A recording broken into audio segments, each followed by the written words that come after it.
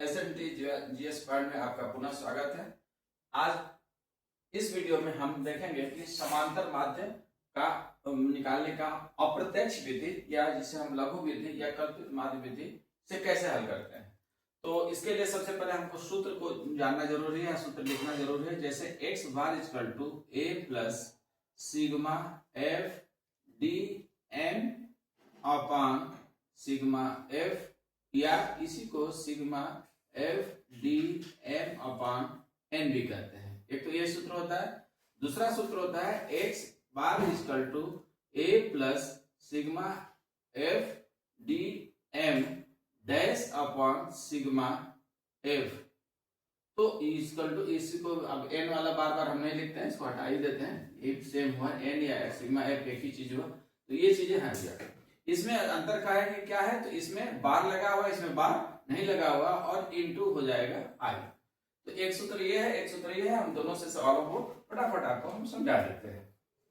अब यहाँ पे जैसा कि पिछली वीडियो में आपने देखा कि इसमें हमने मध्य मूल्य कैसे निकाले। मध्य मूल्य में दोनों को हम जोड़ देते हैं और दो का भाग दे देते हैं, तो हमारे मध्य मूल्य निकल गया।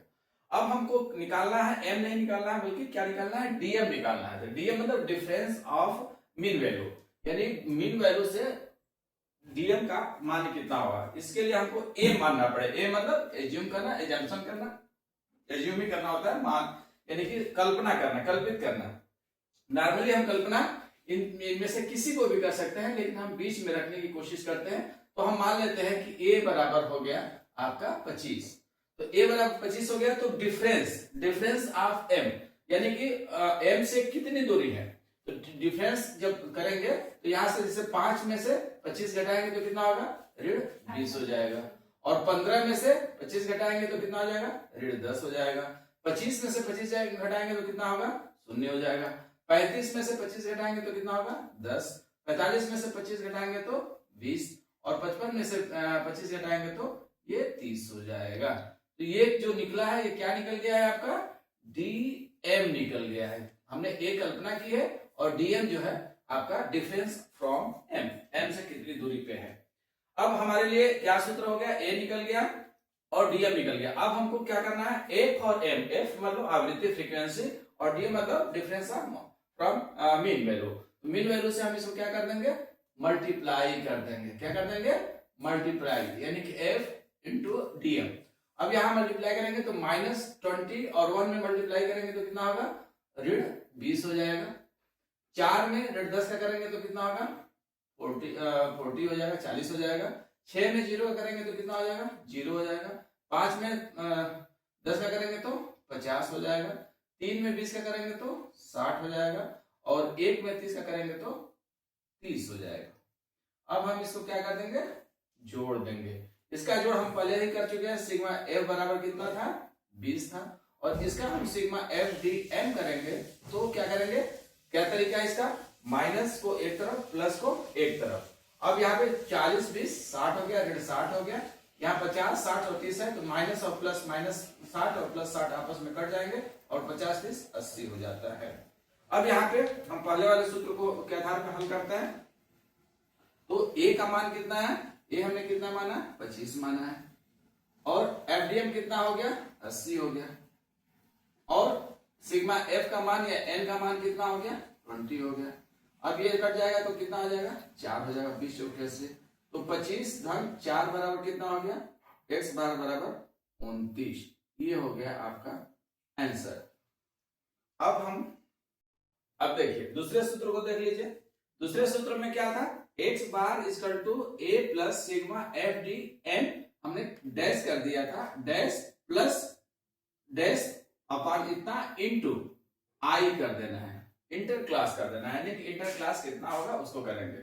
अब इंटर क्लास क्या होता है वो हम आपको आगे बताते हैं। फिलहाल हम इसमें से इसको ये वार्यांतर हो गया, ये आवृत्ति हो गई, और इसमें हमने मध्य मूल्य निकाल लिया और इसमें हमने कल्पित माध्य के डीएम निकाल लिया। अब कभी कभी ये अंक इतने बड़े होते हैं कि गुणा करने में दिक्कत होती है, तो हम इसमें से एक कॉमन संख्या, जो भी कॉमन संख्या होगा, विशेष तौर से कॉमन संख्या वही होता है जो इंटर क्लास माने वर्गांतर का जो अंतर होता है। जैसे ये 10-10 का अंतर है, तो देखिए यहाँ पे भी 10-10 का अंतर है। 5 का अंतर होगा तो यहाँ 5 का अंतर होगा, यहाँ 6 का अंतर होगा, तो जो यहाँ अंतर होगा वही अंतर यहाँ पे होगा। अब हम यहाँ पे क्या करेंगे, इसमें हम यहाँ पे डीएम डैश कर देंगे। डीएम डैश निकालने के लिए हम क्या कर देंगे, आई बराबर 10 से हम इसको भाग दे देंगे।